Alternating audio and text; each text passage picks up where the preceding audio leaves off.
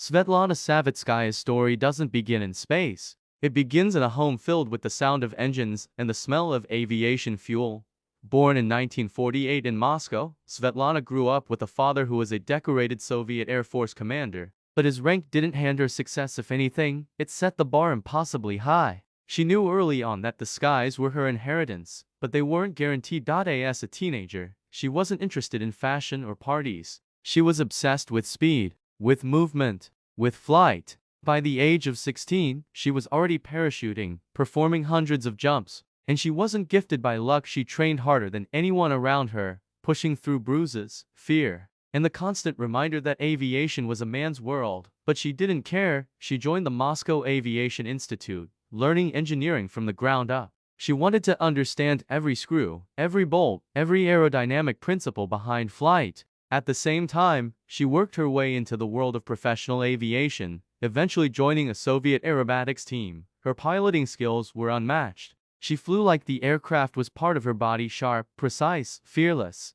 And soon, she began breaking records. Not one or two, but 18 world records, from altitude to speed to aerial performance. But even with all that, getting into the Soviet space program wasn't easy. The space race was competitive, brutal, political. Many officials believed women had their moment with Valentina Tereshkova back in 1963. And that was enough. Some openly questioned whether another female cosmonaut was worth the investment. Svetlana had to fight sexism, military skepticism, and political hesitation just to be considered, but her reputation was too strong to ignore. Her engineering background, her flying ability, and her endurance made her the perfect candidate. And so, after years of discipline and persistence, in 1982, she became the second woman in history to travel into space. But she refused to let her identity be defined by second place. Her real moment came on July 25, 1984, floating outside the S. Elliot 7 space station.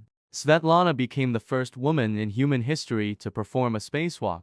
This wasn't a gentle float. She had to use heavy tools to weld, cut, and repair equipment, tasks that required strength, precision, and resilience. For 3 hours and 35 minutes, she worked against the vacuum of space. No room for error, no margin for fear, and when she landed, the world finally understood Svetlana wasn't just visiting space. She was working in it, but her journey wasn't without setbacks. The Soviet Union had planned to make her the first woman to command a crew. But politics, funding issues, and the collapse of the USSR ended those missions. She was set to fly again, but her missions were cancelled. Many believe she could have gone even farther had history not interfered. After retiring from cosmonautics, she didn't disappear. She shifted into politics, becoming a strong advocate for science, education, and the rights of workers in aerospace industries. Her love life as Svetlana has always been intensely private. But what is known is this: she married Viktor Kotkov, a fellow pilot and engineer, someone who understood her world,